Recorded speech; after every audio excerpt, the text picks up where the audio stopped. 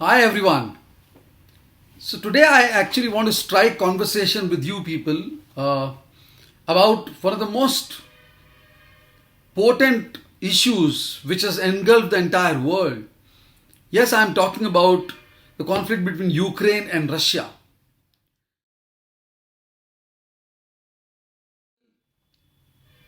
I always believe that whatever is happening in the world or what's happening around us, we are expected to be aware about that and we are expected to make an opinion on that. तो ये जो सबसे बड़ा हम में से कई लोगों को ये जो विचार आता है कि ये जो दुनिया में हो रहा है उससे मेरा कोई लेना देना नहीं है, मैं डायरेक्टली इसमें इन्वॉल्व नहीं हूँ. तो अगर यूक्रेन और रशिया के बीच में लड़ाई हो रही है तो मेरा क्या उससे लेना देना. मैं तो एक हाउस वाइफ हूँ या होम मेकर हूँ या मैं एक आईटी प्रोफेशनल हूँ या मैं एक एंटरप्रेन्योर हूँ जो रिटेलिंग का काम करता है या मैं एक स्टूडेंट हूँ. मैं यहाँ कहना चाहूँगा कि आप सब कहीं ना कहीं अपने माध्यम से दूसरों की ज़िंदगी पे इम्पैक्ट करते हैं और कहीं ना कहीं आप कई लोगों के सोर्स ऑफ इंस्पिरेशन होते हैं. और उस इंस्पिरेशन में अगर आप दुनिया में होने वाली हर बड़ी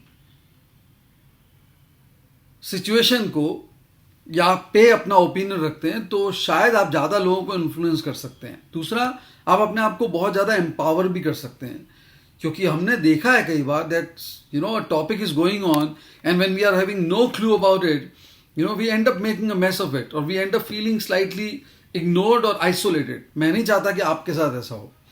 तो मैं पहला कॉन्वर्सेशन आपके साथ लेके आया हूँ, वो है यूरोप में एक बहुत बड़ा कॉन्फ्लिक्ट जो रशिया और यूक्रेन के बीच में हुआ है, वो क्या है. तो मैं बहुत क्लियर शब्दों में कुछ इंपॉर्टेंट डायमेंशंस टच करना चाहूँगा. यूक्रेन और रशिया ऐसी क्या नेशंस हैं जो इतनी इंपॉर्टेंस होल्ड करती हैं पूरी दुनिया के लिए, पहली चीज. दूसरा, इस कॉन्फ्लिक्ट का बहुत बड़ा रीजन क्या है. तीसरा, भारत जैसा देश किस तरह से इस कॉन्फ्लिक्ट को देख सकता है या देख रहा है. चौथा, दुनिया इस कॉन्फ्लिक्ट के बाद क्या वही रहेगी या बदल जाएगी. ये चार एस्पेक्ट हैं जिनको मैं टच करना चाहूंगा. सबसे पहले यूक्रेन और रशिया, ये दोनों नेशंस हैं क्या.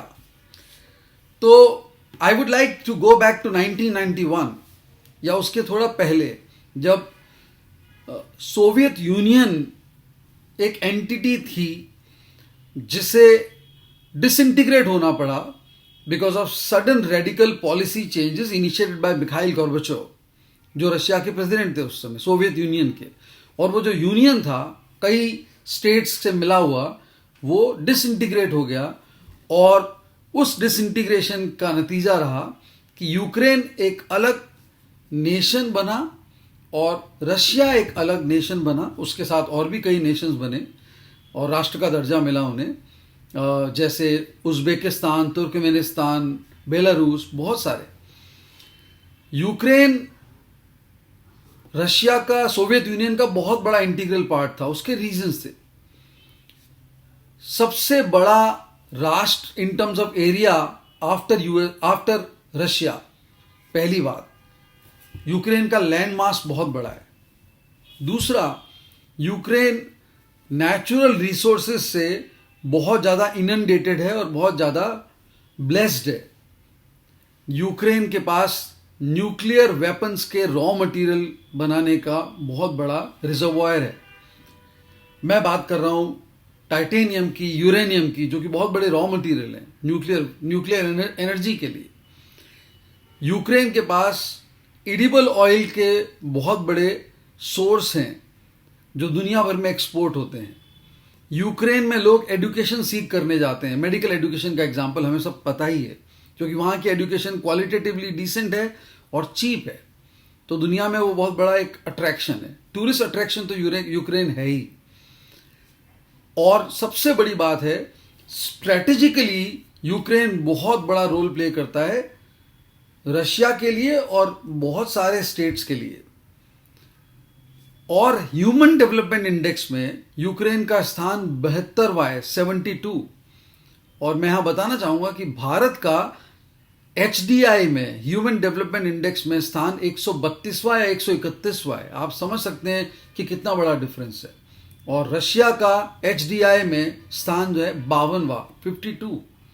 पर कैपिटा इनकम में यूक्रेन बहुत आगे है अगर हम भारत से कंपेयर करें तो ये बहुत बड़े और महत्वपूर्ण डायमेंशंस हैं जिसके कारण दुनिया यूक्रेन की तरफ देखती है, क्योंकि यूक्रेन एनर्जी एक्सपोर्ट करता है, यूक्रेन ऑयल एक्सपोर्ट करता है, यूक्रेन एजुकेशन सर्विसेज एक्सपोर्ट करता है, और यूक्रेन स्ट्रेटेजिकली लोकेटेड है। दूसरी तरफ रशिया है जो कि कोल्ड वॉर का एक बहुत बड़ा कैटलिस्ट था। सोवियत यूनियन को रिप्रेजेंट करने में रशिया बहुत बड़ा रोल प्ले करता है। रशिया नेचुरल रिसोर्सेज से ओत प्रोत है, अबेंडेंस है उनके पास। नेचुरल रिसोर्सेज की सबसे बड़ा बात है कि ऑयल एंड गैस के 3rd लार्जेस्ट एक्सपोर्टर हैं दुनिया में। यूरोप को सप्लाई करते हैं गैस, ऑयल का एक्सपोर्ट करते हैं, और बहुत स्ट्रॉन्ग फोर्स हैं वो, पहली बात। दूसरा, एरिया के पर्सपेक्टिव से दुनिया के सबसे बड़े राष्ट्र हैं। तीसरी बात, जियोपॉलिटिकल एंड स्ट्रैटेजिक इंपॉर्टेंस में रशिया हर जगह अपनी बात रख पाता है, बिकॉज यूनाइटेड नेशन का परमानेंट मेंबर है सिक्योरिटी काउंसिल का। तो ये कुछ पहलू हैं। उसके अलावा भी बहुत बड़े रीजंस हैं कि रशिया एक बहुत बड़ी फोर्स है, और ये बात सारी दुनिया को पता है।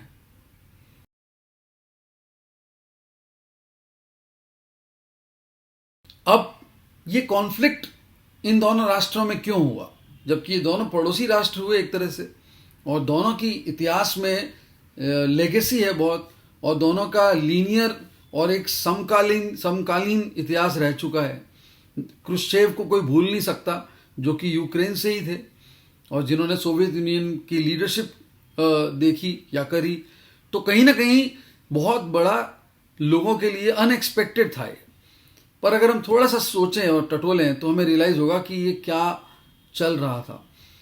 तो 2014 के बाद से यूक्रेन और रशिया के रिलेशंस बहुत अच्छे नहीं हैं।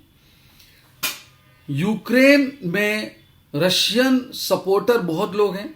डेमोग्राफिकली यूक्रेन में रशिया के नेटिव लोग बहुत रहते हैं, तो यूक्रेन में रहने वाले लोग रशिया को सपोर्ट करते हैं, और रशिया इस बात को अच्छी तरह जानता है कि यूक्रेन स्ट्रेटेजिकली बहुत इंपॉर्टेंट है उनके लिए।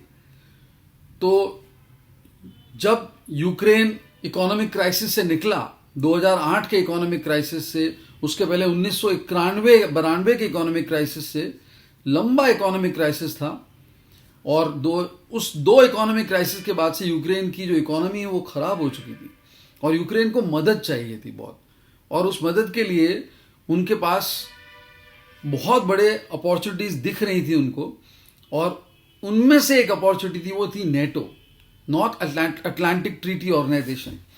नेटो यूरोपियन कंट्रीज का एक बहुत बड़ा स्ट्रेटेजिक अलायंस है, जिसमें अमेरिका भी इन्वॉल्व है और यूरोपियन कंट्रीज इन्वॉल्व हैं। और नेटो की स्थापना 50s की बिगनिंग में हुई थी, यह सोच के कि कोल्ड वॉर को लीड करना है तो सारी कंट्रीज जो कैपिटलिज्म को सपोर्ट करती हैं उन्हें एक साथ आना पड़ेगा। तो नेटो एक बहुत बड़ा मिलिट्री अलायंस भी है, इनके पास वॉरहेड्स हैं और इनके पास पावर है। जब यूक्रेन ने अपना रुझान नेटो की मेंबरशिप की तरफ दिखाया 2014 में, तो रशिया ने इस बात को बहुत स्ट्रांग तरीके से अपोज किया, और रशिया ने पूरी दुनिया में इसको कंडेम करने में कमी नहीं रखी। और वो एक मौका था, या वो एक क्षण था, जब से रशिया इनसिक्योर हो गया इस बात के लिए कि कहीं ना कहीं ये एक बहुत बड़ा तूफान लाएगा उनके लिए। कैसे, थोड़ा समझें इस बात को। नेटो कंट्रीज कुछ भी नहीं बल्कि अमेरिका का एक source of generating and usurping power है। हम देख सकते हैं पुराने 70 के बाद से कि अमेरिका नेटो के बहाने कई कंट्रीज में घुसा है, और कई कंट्रीज में अपनी पावर को उन्होंने रिफ्लेक्ट किया है। यह अलग बात है कि उन्हें सफलता ज़्यादा नहीं मिली, लेकिन उनकी एम्बिशंस छुपी नहीं है उस बात से। तो अगर नेटो का मेंबर यूक्रेन बन जाता है तो सबसे बड़ी बात यह है कि नेटो कि जो मिलिट्री एक्सरसाइजेज हैं वो यूक्रेन की बॉर्डर पे होंगी, नेटो की फोर्सेस यूक्रेन की बॉर्डर पे आ सकती हैं, नेटो के जितने भी इनिशिएटिव्स हैं उसमें यूक्रेन पार्ट हो सकता है। और ये कहने की कोई आवश्यकता ही नहीं है कि एक इनडायरेक्ट तरीके से अमेरिका और ब्रिटेन जैसी कंट्रीज हैं वो रशिया के मुंह पे आ सकती हैं और रशिया को कभी भी अटैक कर सकती हैं और डरा सकती हैं, जो रशिया को कभी भी मंजूर नहीं है। व्लादिमीर पुतिन जैसा डिक्टेटर जो है वो इस बात को कभी डाइजेस्ट ही नहीं कर सकते। तो ये बात तो तय है कि वो अपनी पूरी कोशिश करेंगे कि ये ना हो, और ये रोकने की उन्होंने पूरी कोशिश की। 2014 के बाद यूक्रेन की लीडरशिप बदली और जेलेंस्की आए, और जेलेंस्की कहीं ना कहीं प्रो रशिया नहीं है, जो पहले वाले लीडर थे वो प्रो रशिया थे। तो ये बात बहुत ज़्यादा कॉन्फ्लिक्ट को बढ़ाने वाली थी। दूसरा बहुत बड़ा एक रीज़न है, रशिया गैस का सप्लायर है बहुत बड़ा, और वो जर्मनी को सप्लाई करता है गैस, और कई यूरोपियन कंट्रीज़ को करता है।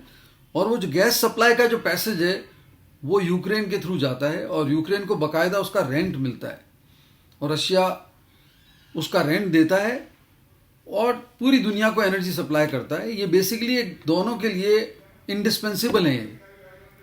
तो इसमें 2014 के पावर चेंज के बाद यूक्रेन की लीडरशिप ने उस रेंट को बहुत ज़्यादा एबनॉर्मली बढ़ा दिया, जो रशिया को पसंद नहीं आया। तो नेटो की मेंबरशिप सीख करना और उसके बाद रेंट को बढ़ाना या पैसेज के लिए जो स्पेस देना है या टाइम देना है उसके प्राइस का कॉस्ट को बढ़ाना, वो रशिया को पसंद नहीं आया। तो उन्होंने 2014 में क्रीमिया पे अटैक कर दिया और क्रीमिया को अपने में इन्वॉल्व कर लिया। ये शुरुआत थी एक बहुत बड़े तूफान की, बिकॉज क्रीमिया को लेना एक शुरुआत थी। उसके अलावा भी बहुत सारे जो पार्ट हैं, प्रोविंस हैं यूक्रेन के, जिसके थ्रू रशिया डायरेक्ट इन्वॉल्व हो सकती है यूक्रेन में, वो वल्नरेबल हो चुके हैं। डोनाबस जो हमने पढ़ा है वो बहुत बड़ा एग्जाम्पल है कि डोनाबस के प्रोविंसेस में घुस के रशिया यूक्रेन को इनको कैप्चर करना चाहता है। तो ये दो बहुत बड़े रीजन हैं, नेटो की मेंबरशिप जो यूक्रेन सीख कर रहा था, और रेंटल जो है जिससे कॉस्ट बहुत ज़्यादा थी रशिया की, वो रशिया को डाइजेस्ट नहीं हो रहा था। और उसी बात को देखते हुए रशिया ने अटैक कर दिया यूक्रेन पे। यहाँ हमको समझना पड़ेगा कि टाइमिंग क्या है इसकी। रशिया ने बहुत ज़्यादा कैलकुलेटेड मूव से अटैक किया है, क्योंकि समय रशिया को लगा उनके साथ है। कैसे? पूरी दुनिया कोविड के पेंडेमिक से निकल रही है, और जब कोविड जैसे पेंडेमिक से निकल रही है दुनिया, तो उनकी इकोनॉमीज भी फ्रेजाइल हैं। और मैं यहाँ बात कर रहा हूँ बड़ी बड़ी कंट्रीज, मैं ब्रिटेन की बात कर रहा हूँ, अमेरिका की बात कर रहा हूँ, सारी कंट्रीज की इकोनॉमी इतनी स्ट्रांग नहीं है। दूसरा, अमेरिका अभी अफगानिस्तान से निकला है, और अमेरिका ने ये बात समझ ली कि वियतनाम के बाद एक अफगानिस्तान, क्या वो अफोर्ड कर सकते हैं कि डायरेक्ट तरीके से किसी दूसरी कंट्री को अटैक करें? जवाब है नहीं, बिल्कुल भी नहीं कर सकते। ये रशिया को अंदर कहीं ना कहीं पता है और सेंस होता है। तीसरी बात, रशिया के पास बहुत बड़ा तुरुप का इक्का है, वो है ऑयल और गैस के रिजर्वॉयर। तो दुनिया को कितना वो रैंसम पे रख सकते हैं, उन्हें ये बात भी पता है। तो ये सोचते हुए रशिया ने अटैक किया, और उसका नतीजा आप लोगों ने देख लिया कि यूरोपियन यूनियन और अमेरिका ने डायरेक्ट तरीके से नेटो का इन्वॉल्वमेंट इस वॉर में नहीं रखा है। और ये बात यूक्रेन के लीडर को भी डाइजेस्ट नहीं हुई, और दुनिया में सबको क्लियरली पता पड़ गया कि सिचुएशन के according there are no permanent friends and enemies in foreign international diplomacy, but there are permanent interest. तो वो इंटरेस्ट को देखते हुए ये बिहाइंड द कर्टन वॉर जो चल रही है, जिसमें कि यूक्रेन को सपोर्ट मिल रहा है in terms of imposing economic sanctions, in terms of supplying weapons, that is actually allowing Ukraine to sustain the entire war for long. And Russia शायद कहीं ना कहीं इसके लिए तैयार नहीं था कि इतनी लंबी लड़ाई चल सकती है। उनकी प्लानिंग में ये फ्लॉ आ गया, और उस फ्लॉ को एक्सेसरबेट किया अमेरिका के इकोनॉमिक सैंक्शंस ने, यूरोपियन कंट्रीज के इकोनॉमिक सैंक्शंस ने गैस सप्लाई के जो जो जो जो अग्रीमेंट है उसको रोकने में जर्मनी के, तो कहीं ना कहीं ये सारे फैक्टर्स जो हैं वो रशिया को कहीं ना कहीं पैरालाइज कर रहे हैं और ये वॉर बहुत लंबी चलती हुई नहीं दिखती है।